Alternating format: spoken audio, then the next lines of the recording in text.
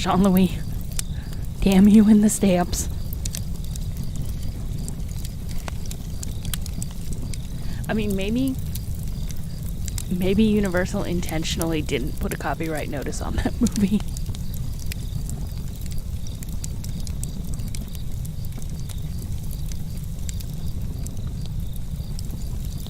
And I mean, peppermint heroin, and the heroin wasn't the money.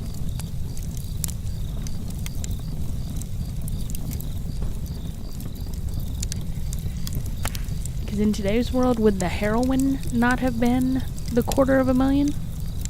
I mean, I don't know. I guess heroin is kind of cheap. But still, peppermint heroin that you could brush your teeth with.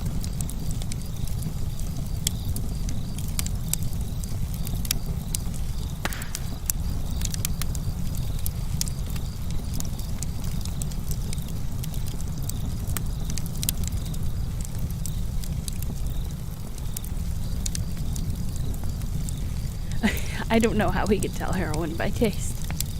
I don't know anyone, especially, you know, it's like I'm not a drug addict. I just want to lick some of it to see if it's really heroin.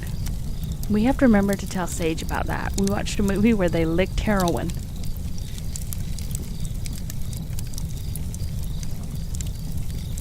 Yep, casual peppermint heroin. Just brush your teeth with it. It's fine.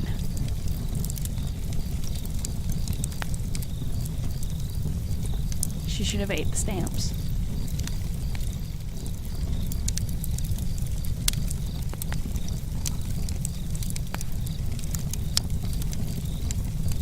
Well, I don't know. It was white Cinnabar. Peppermint flavored white Cinnabar. I'm gonna say it's like, imagine someone got confused and thought, I mean, I've never seen tooth powder, but imagine you got confused and just like brushed your teeth with heroin. Oh, good Lord.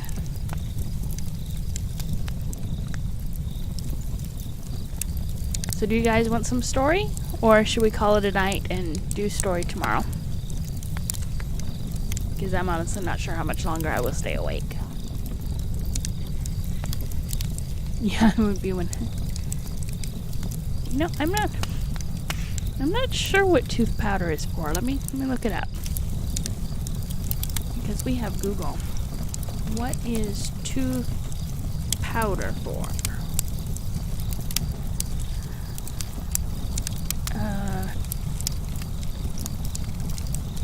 Apparently Colgate still makes it.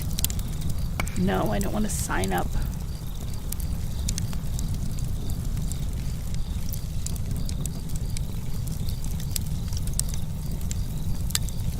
Apparently you use tooth powder when you brush your teeth. The only difference is with tooth powder, you moisten the toothbrush and then you shake the powder over the bristles. Honestly, it doesn't even sound like a thing that would be around anymore. I would rather use the peppermint heroin.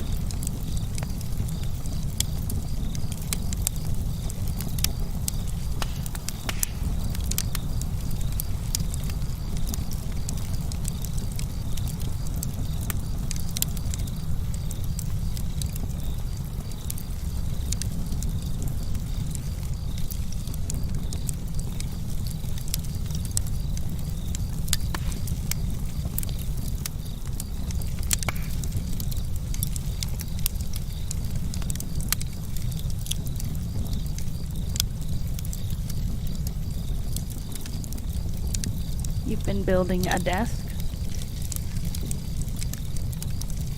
Hopefully not with the heroin.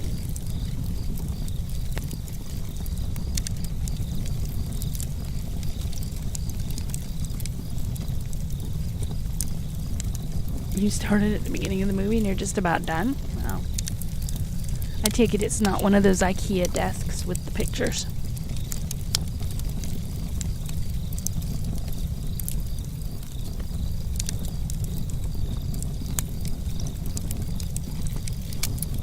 One charade's length. Oh, it is an IKEA desk? You're a brave soul. No, not IKEA. Okay.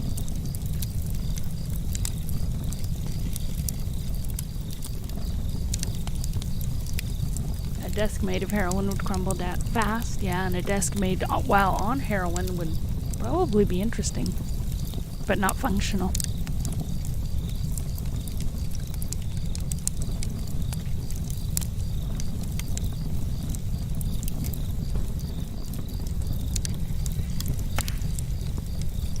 Oh, you got a desk at Staples, so I'm sure it probably has just pictures too.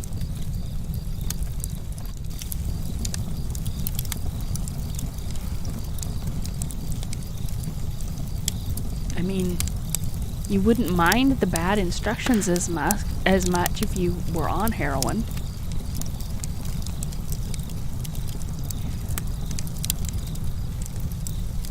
So we've got a lot of extra screws. It's fine.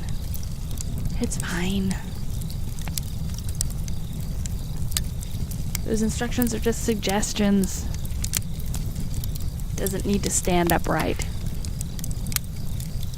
It's a desk made on heroin.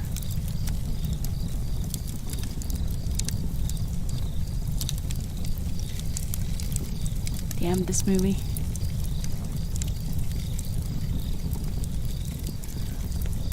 I am going to take a quick break and get something to drink. And I wonder why this thing even came with screws. Exactly.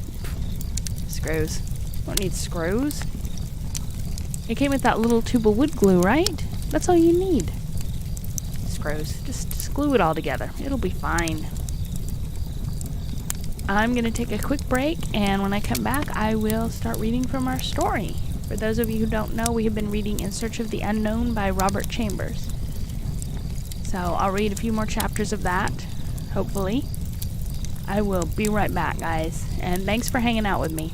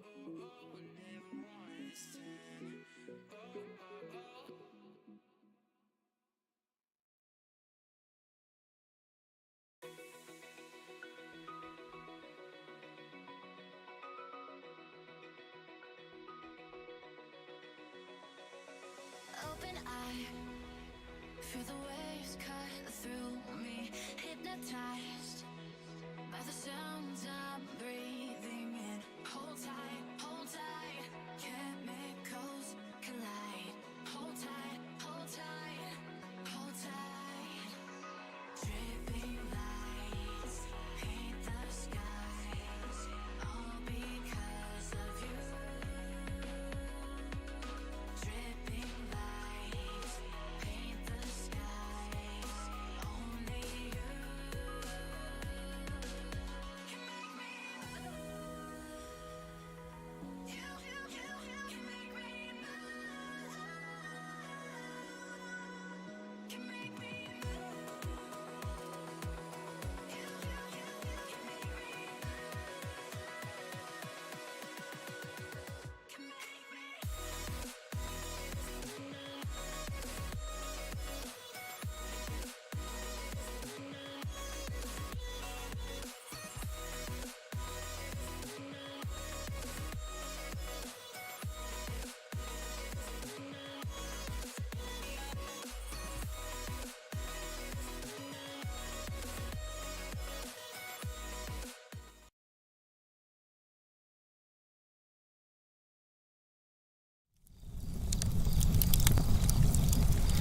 Alright guys, welcome back.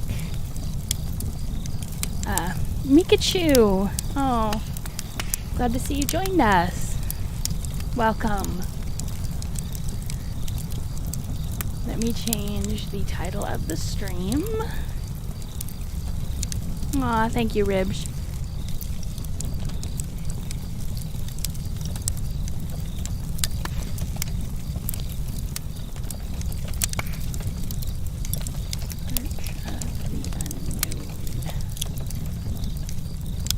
I hope you're doing well tonight, Mikachu.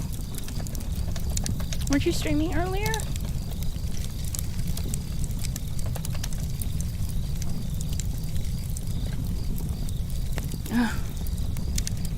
I hate the auto cucumber.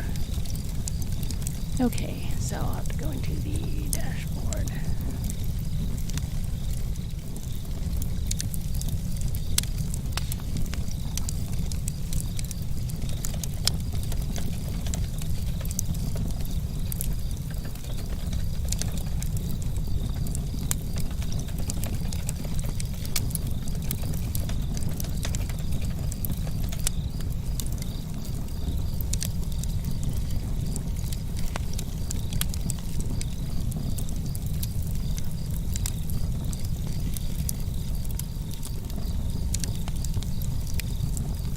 The auto cucumber is our enemy. Okay, so we have the correct title now.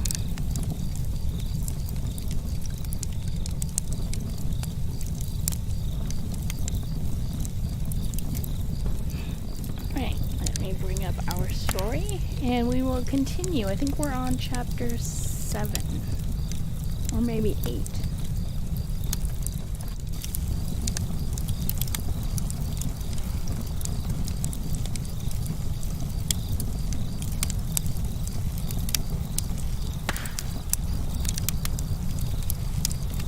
Or 9.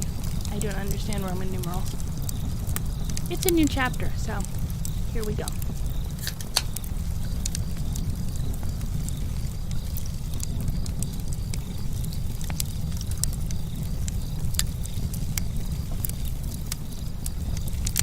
When the delegates were appointed to the International Scientific Congress at the Paris Exposition of 1900, how little did anybody imagine that the great conference would end in the most gigantic scandal that ever stirred 2 continents. Yet, had it not been for the pair of American newspapers published in Paris, this scandal would never have been aired, for the continental press is so well muzzled that when it bites, its teeth merely meet in the empty atmosphere with a discreet snap. But to the Yankee, nothing excepting the Monroe Doctrine is sacred, and the unstopped watchdogs of the press bite right and left unmuzzled. The biter bites, it is his profession, and that ends the affair. The bitee is bitten, and in the deplorable argot of the hour, it is up to him. So now that the scandal has been well aired and hung out to dry in the teeth of decency and the 4 winds, and as all the details have been cheerfully and grossly exaggerated, it is, perhaps, the proper moment for the truth to be written by the only person whose knowledge of all the facts in the affair entitles him to speak for himself, as well as for those honorable ladies and gentlemen whose names and titles have been so mercilessly criticized. These, then, are the simple facts. The International Scientific Congress, now adjourned sine die, met at 9 o'clock in the morning, May 3rd, 1900, in the Tasmanian Pavilion of the Paris Exposition. There were present the most famous scientists of Great Britain, France, Germany, Russia, Italy, Switzerland, and the United States. His Royal Highness the Crown Prince of Monaco presided. It is not necessary now to repeat the details of that preliminary meeting. It is sufficient to say that committees representing the various known sciences were named and appointed by the Prince of Monaco, who had been unanimously elected permanent chairman of the conference. It is the composition of a single committee that concerns us now, and that committee, representing the science which treats of bird life, was made up as follows. Chairman, His Royal Highness the Crown Prince of Monaco. Members, Sir Peter Grebe, Great Britain. Baron de Bécasse, France. His Royal Highness King Christian of Finland. The Countess d'Alzette of Belgium, and I, from the United States, representing the Smithsonian Institution and the Bronx Park Zoological Society of New York. This, then, was the composition of that now notorious Ornithological Committee, a modest, earnest, self-effacing little band of workers, bound together, in the beginning, by those ties of mutual respect and esteem which unite all laborers in the vineyard of science. From the first meeting of our committee, science, the great leveler, left no artificial barriers of rank or title standing between us. We were enthusiasts in our love for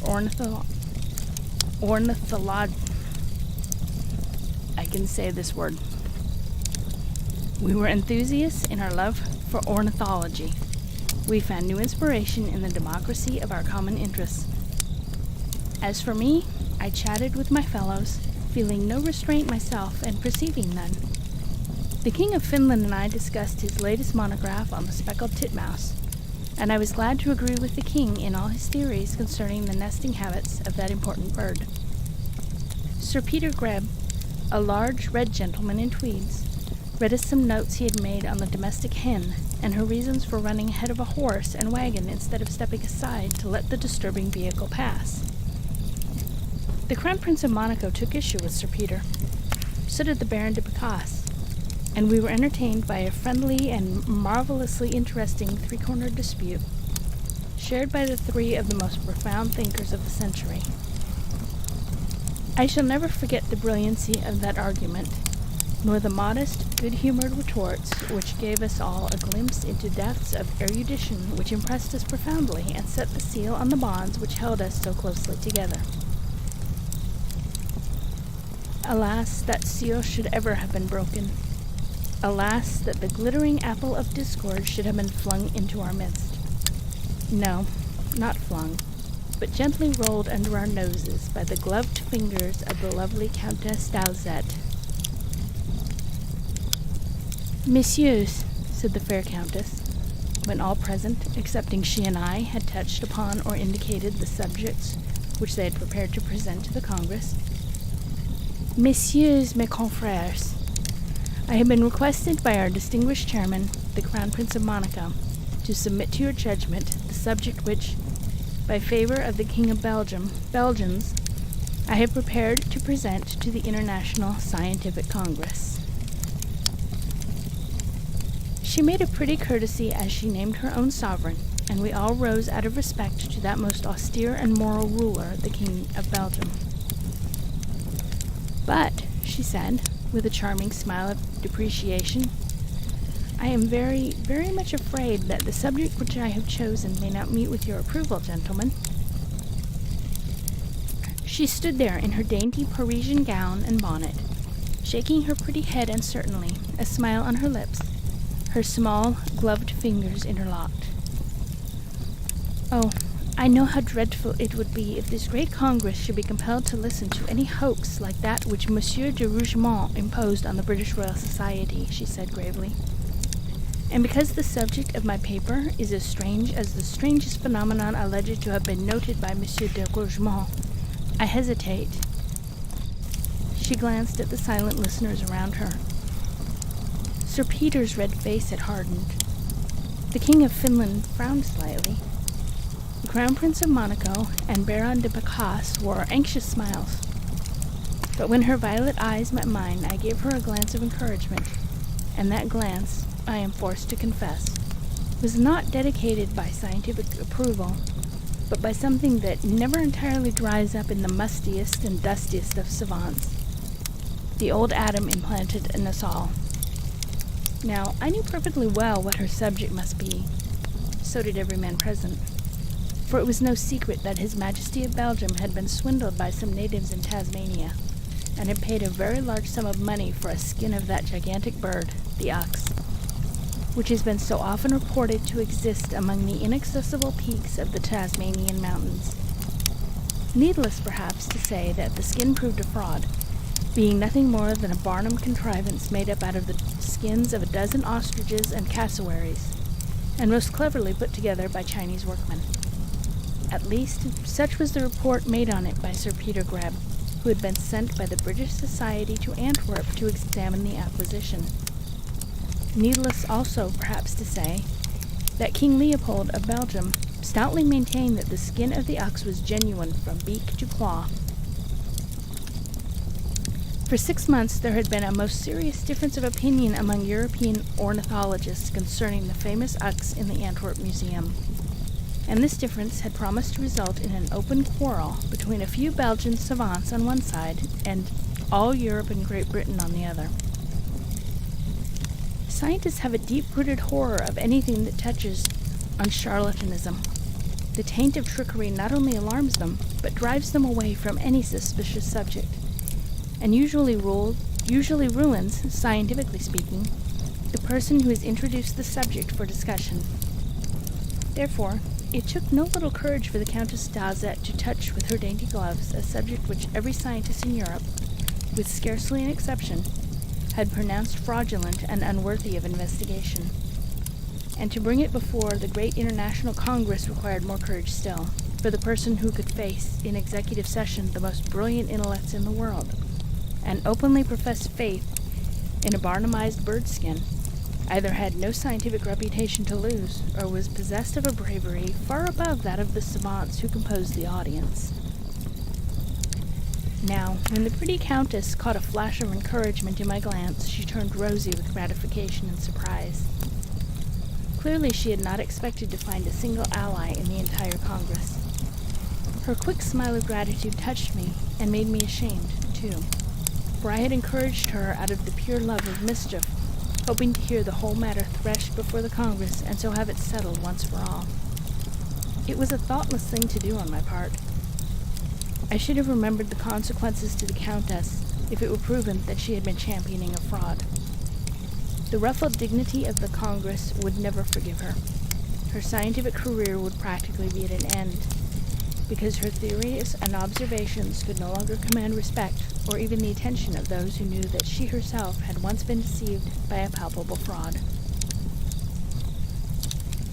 I looked at her guiltily, already ashamed of myself for encouraging her to her destruction. How lovely and innocent she appeared, standing there reading her notes in a low, clear voice, fresh as a child's, with now and then a delicious upward sweep of her long dark lashes. With a start I came to my senses and bestowed a pinch on myself. This was neither the time nor the place to sentimentalize over a girlish beauty whose small Parisian head was crammed full of foolish, brave theories concerning an imposition which her aged sovereign had been unable to detect. I saw the gathering frown on the King of Finland's dark face. I saw Sir Peter Greb grow redder and redder, and press his thick lips together to control the angry "Bosh!" which need not have been uttered to have been understood. The Baron de Bécasse wore a painfully neutral smile, which froze his face into a quaint gargoyle. The Crown Prince of Monaco looked at his polished fingernails with a startled yet abstracted resignation. Clearly the young Countess had not a sympathizer in the committee. Something, perhaps it was the latent chivalry which exists embedded in us all. Perhaps it was pity. Perhaps a glimmering dawn of belief in the ox skin set my thoughts working very quickly. The Countess d'Alzette finished her notes, then glanced around with a deprecating smile which died out on her lips when she perceived the silent and stony hostility of her fellow scientists. A quick expression of alarm came into her lovely eyes. Would they vote against giving her a hearing before the Congress? It required a unanimous vote to reject the subject. She turned her eyes on me. I rose, red as fire, my head humming with a chaos of ideas, all distorted and vague, yet whirling along in a single resistless current. I had come to the Congress prepared to deliver a monograph on the great auk, but now the subject went overboard as the birds themselves had, and I found myself pleading with the committee to give the Countess a hearing on the ox. "Why not?" I exclaimed warmly. It is established beyond question that the Ux does exist in Tasmania. Wallace saw several Uxum through his telescope walking about upon the inaccessible heights of the Tasmanian mountains. Darwin acknowledged that the bird exists. Professor Farrago has published a pamphlet containing an accumulation of all data bearing upon the Ux. Why should not Madame la Comtesse be heard by the entire Congress? I looked at Sir Peter Greb. Have you seen this alleged bird skin in the Antwerp Museum? He asked, perspiring with indignation. Yes, I have, said I. It has been patched up, but how are we to know that the skin did not require patching? I have not found that ostrich skin has been used.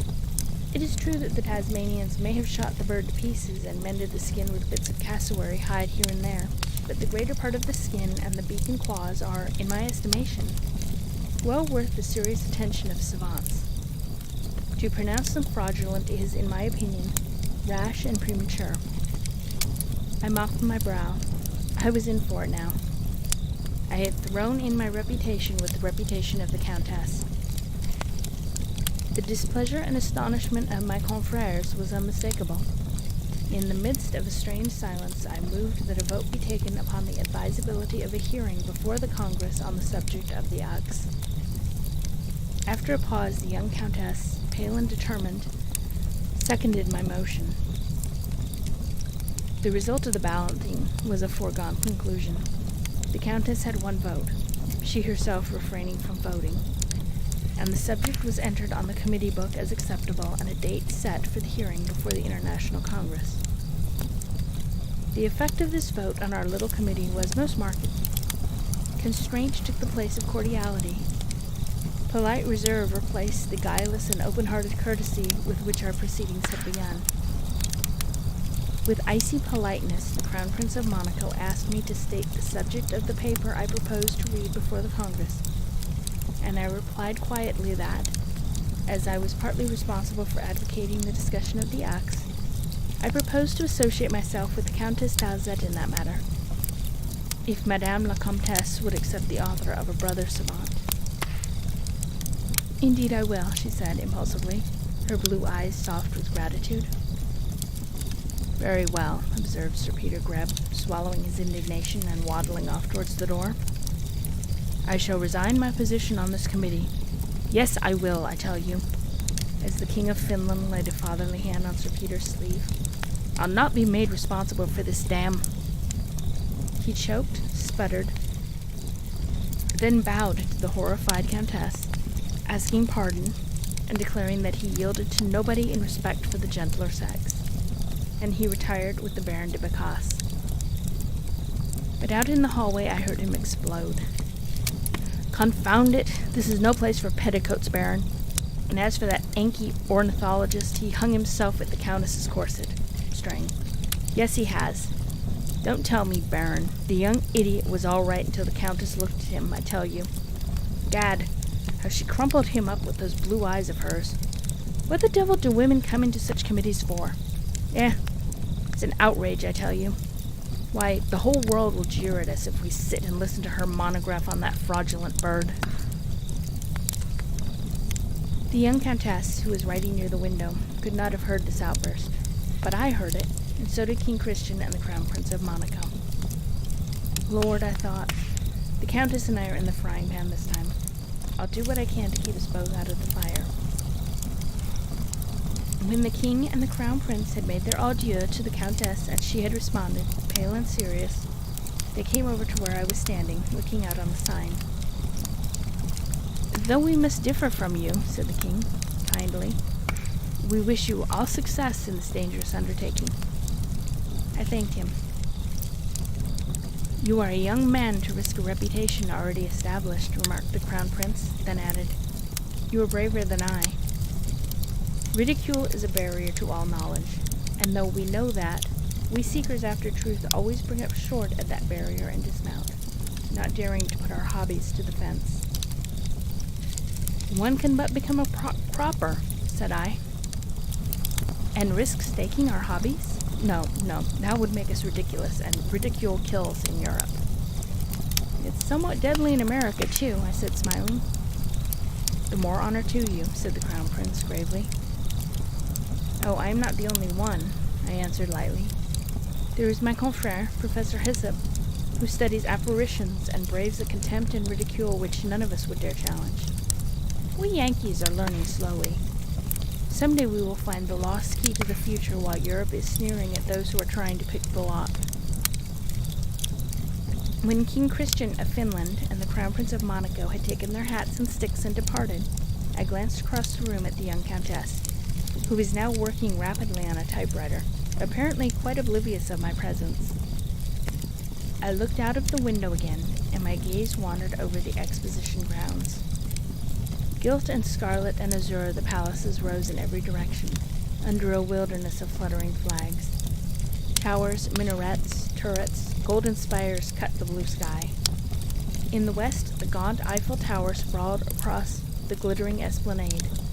Behind it rose the solid golden dome of the Emperor's tomb, gilded once more by the almighty sun, to amuse the living rabble while the dead slumbered in his imperial crypt, himself now but a relic for the amusement of the people whom he had despised.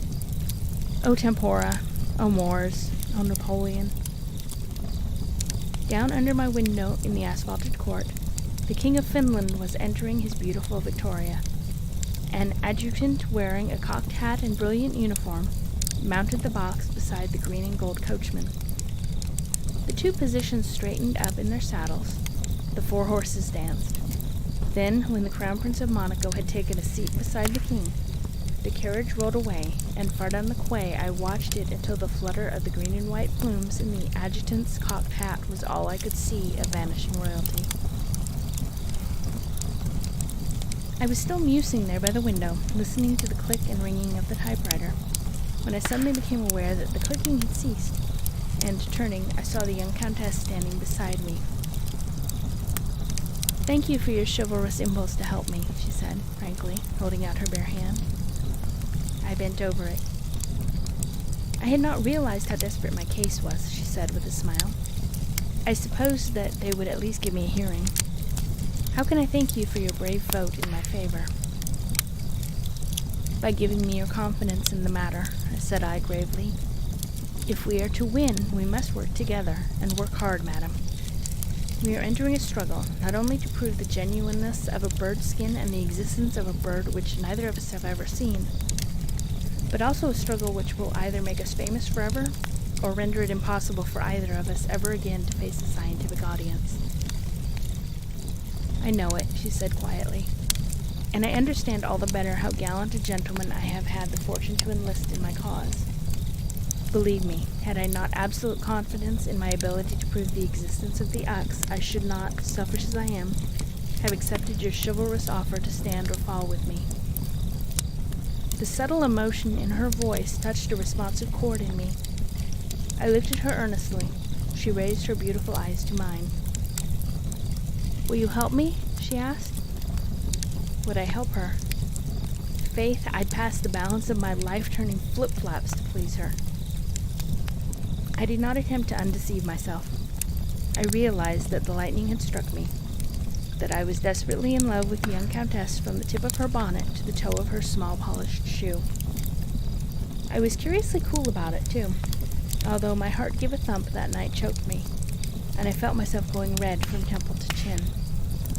If the Countess Dazet noticed it, she gave no sign, unless the pink tint under her eyes, deepening, was a subtle signal of understanding to the signal of my eye.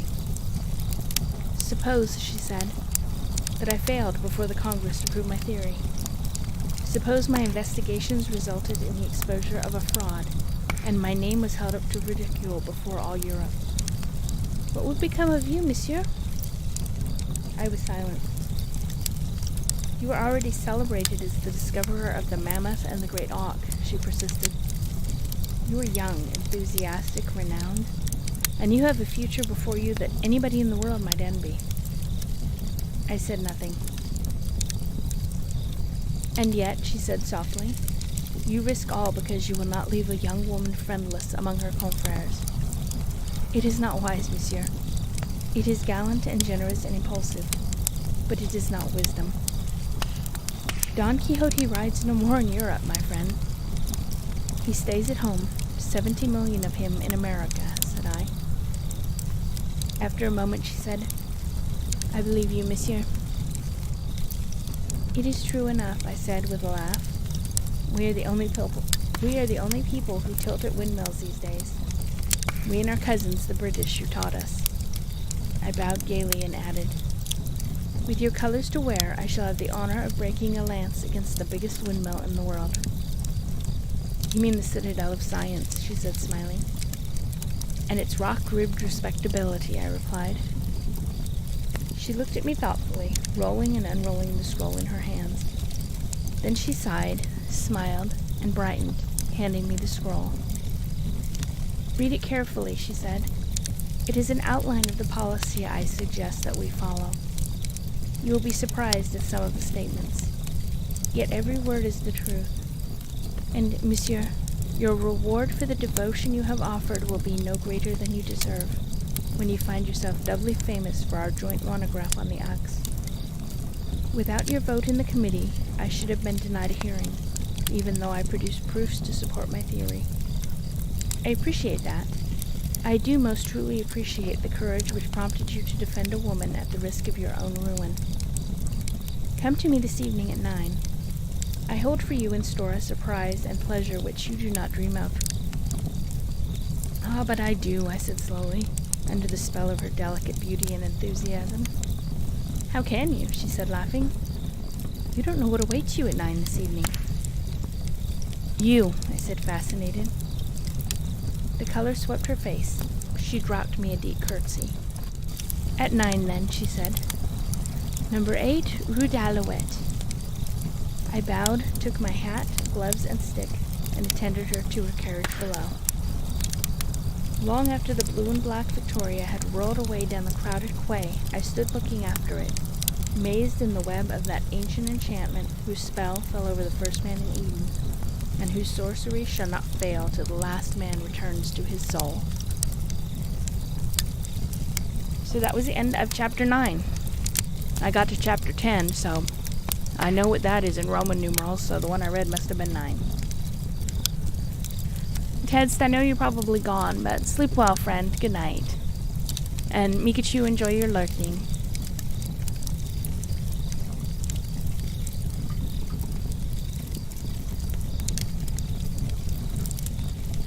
Alright, on to chapter 10.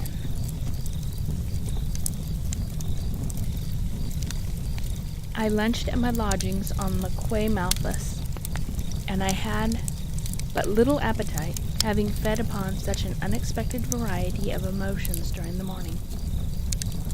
Now, although I was already heels over head in love, I do not believe that loss of appetite was the result of that alone.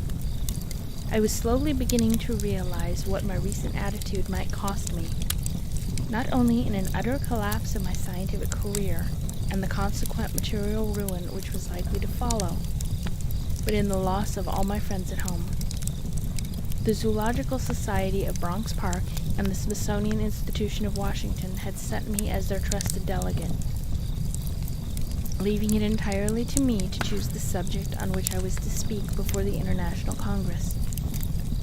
What, then, would be their attitude when they learned that I had chosen to uphold the dangerous theory of the existence of the ox? Would they repudiate me and send another delegate to replace me? Would they merely wash their hands of me and let me go to my own destruction? I will know soon enough, thought I, for this morning's proceedings will have been cabled to New York ere now, and read at the breakfast tables of every old moss-grown naturalist in America before I see the Countess d'Azet this evening. And I drew from my pocket the roll of paper which she had given me, and lighted a cigar, lay back in my chair to read it. The manuscript had been beautifully typewritten, and I had no trouble in following her brief, clear account of the circumstances under which the notorious ox skin had been obtained. As for the story itself, it was somewhat fishy, but I manfully swallowed my growing nervousness and comforted myself with the belief of Darwin in the existence of the ox, and the subsequent testimony of Wallace, who simply stated what he had seen through the telescope.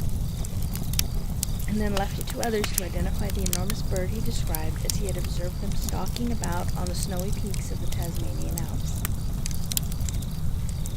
My own knowledge of the Uks was confined to a single circumstance. When, in 1897, I had gone to Tasmania with Professor Farragut to make a report on the availability of the so-called Tasmanian devil as a substitute for the mongoose in the West Indies, I of course heard a great deal of talk among the natives concerning the bird, which they affirmed haunted the summits of the mountains. Our time in Tasmania was too limited to admit of an exploration then, but although we were perfectly aware that the summits of the Tasmanian Alps were inaccessible, we certainly should have attempted to gain them, had not the time set for our departure arrived before we had completed the investigation for which we were sent. One relic, however, I carried away with me. It was a single greenish-bronzed feather, found high up in the mountains by a native and sold to me for a somewhat large sum of money.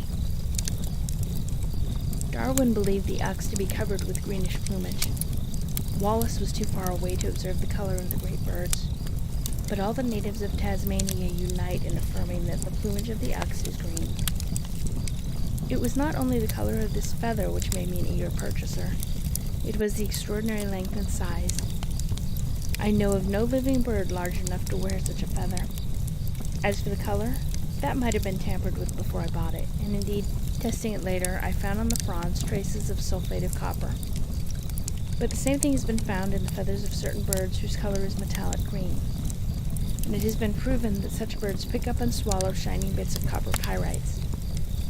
Why should not the Uks do the same thing? Still, my only reason for believing in the existence of the bird was this single feather. I had easily proved that it belonged to no known species of bird. I had also proved it to be similar to the tail feathers of the Uk skin in Antwerp, but the feathers on the Antwerp specimen were gray, and the longest of them was but 3 feet in length, while my huge bronze-green feather measured 11 feet from tip to tip. One might account for it supposing the Antwerp skin to be that of a young bird, or of a molting bird, or perhaps of a different sex from the bird whose feather I had secured. Still, these ideas were not proven. Nothing concerning the birds had been proven. I had but a single fact to lean on, and that was that the feather I possessed could not have belonged to any known species of bird. Nobody but myself knew of the existence of this feather. And now I meant to cable Bronx Park for it, and to place this evidence at the disposal of the beautiful Comtesse d'Alzette.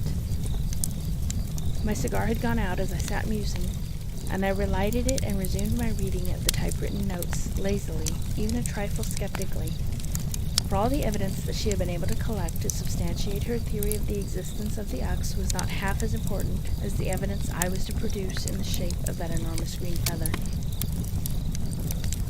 I came to the last paragraph, smoking serenely and leaning back comfortably, one leg crossed over the other. Then suddenly, my attention became riveted on the words under my eyes. Could I have read them right? Could I believe what I read in ever-growing astonishment, which culminated in an excitement that stirred the very hair on my head? The Uks exist. There is no longer room for doubt. Ocular proof I can now offer in the shape of 5 living eggs of this gigantic bird. All measures have been taken to hatch these eggs. They are now in the vast incubator. It is my plan to have them hatch, one by one, under the very eyes of the International Congress. It will be the greatest triumph that science has witnessed since the discovery of the New World. Signed, Suzanne d'Alzette. Either, I cried out in uncontrollable excitement, either that girl is mad or she is the cleverest woman on earth. After a moment I added, in either event, I am going to marry her. And that is the end of chapter 10.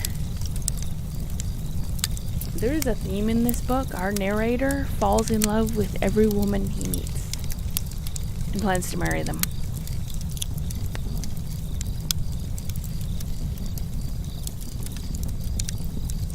Kind of like the characters in that movie we watched, who decided to get married at the end.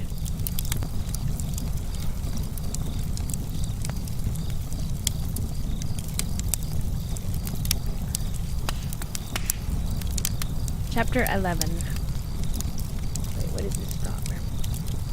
Extraordinary length and size. That's right, drop bear. Such extraordinary length and size. Get your mind out of the gutter. This is a family-friendly stream. In some universe, it's a family-friendly stream.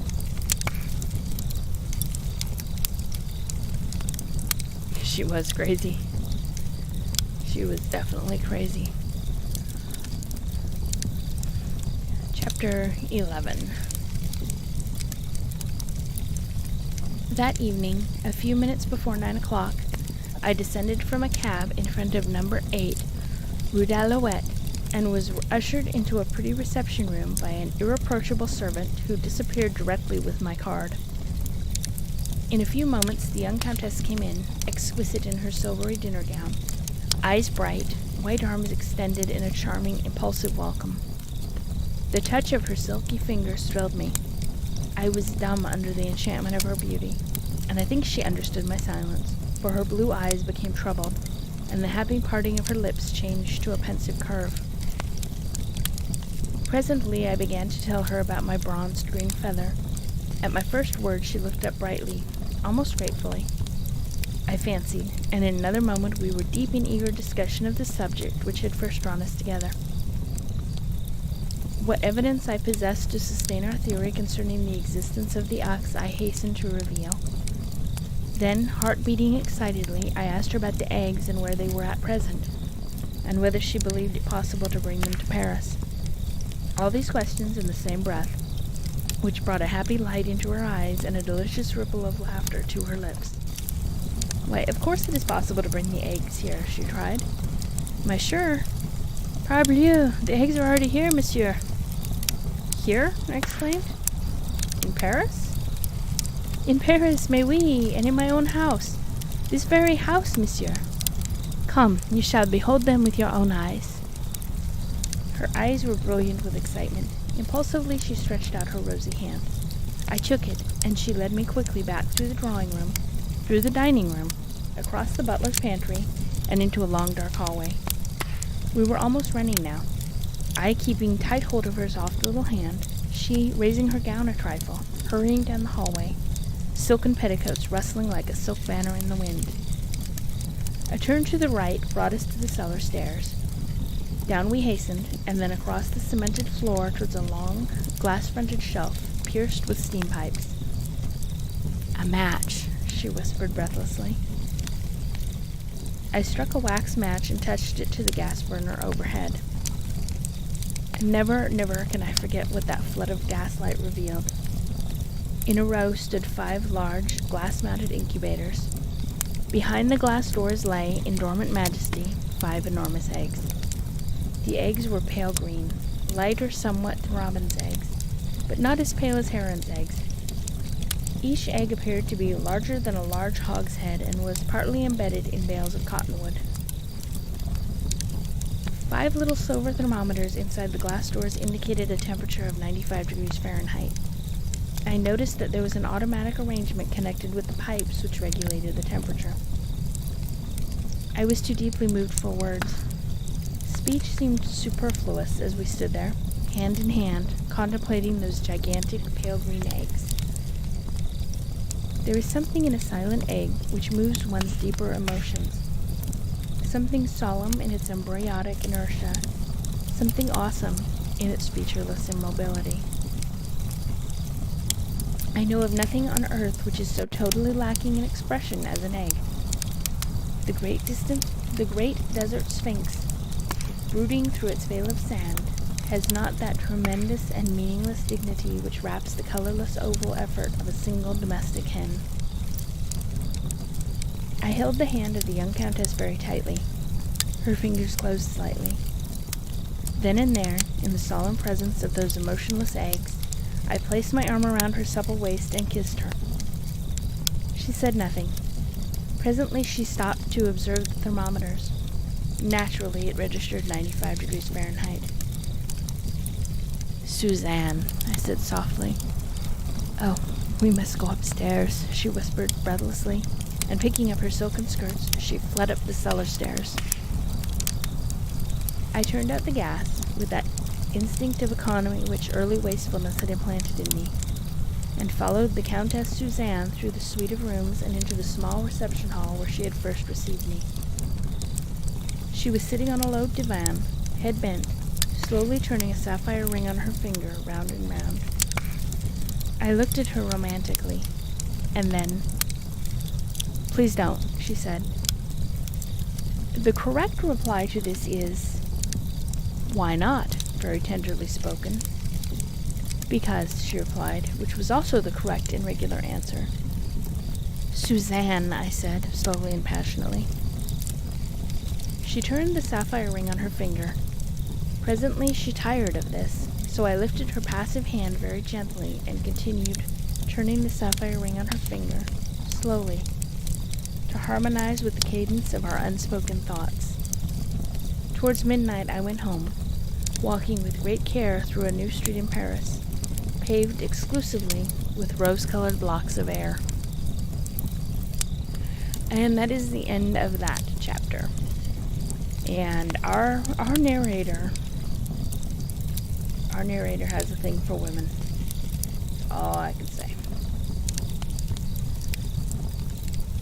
I think I am going to end the stream while I am still awake enough to, before I start slurring the words together. At least I'm going to stop reading. This is an interesting story. I hope you're enjoying having me read it. I'm not entirely sure what's going on in it. There's birds. There was a mammoth and it killed 2 people.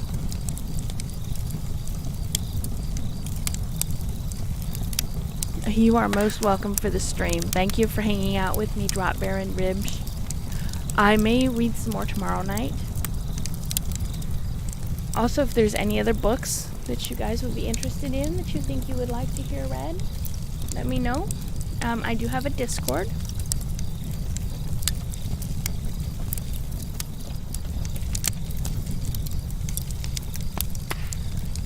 I should add a place to... I've got a place to recommend movies. I need to add a place to recommend books or stories. But yeah, thanks for hanging out. And it's been fun. I enjoyed it. I always enjoy hanging out with you guys and talking with you guys. And hopefully I will see you all. I'm really going to try to stream tomorrow and read some more of this story. It's a strange story and it's a boring story, but it's also kind of interesting because I want to see if this guy ever manages to actually get with a girl and manages to bring back proof of the shit that he says he has found. I'm glad you decided to drop into Ribs. Always happy to see you. Let's see who is online that we can go and visit, if anyone.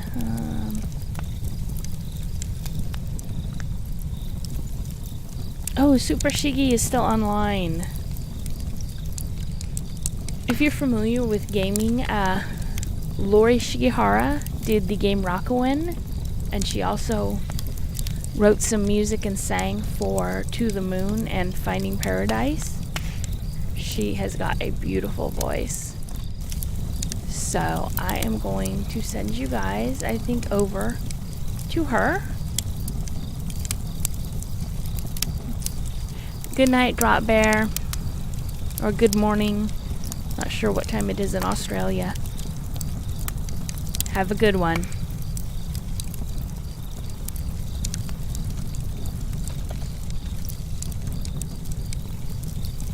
There we go. Yeah, she just started streaming.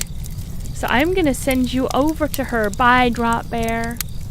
Yep, I think she just recently started streaming. So we're going to go visit her. And it will be awesome.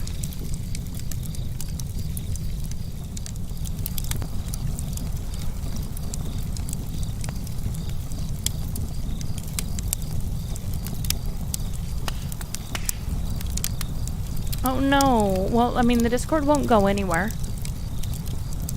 So you can join it at some point, I'm sure. You can always whisper me for the link when you have a chance. You guys have a great night. Thanks for hanging out. Let's go give some love to Super Shiggy.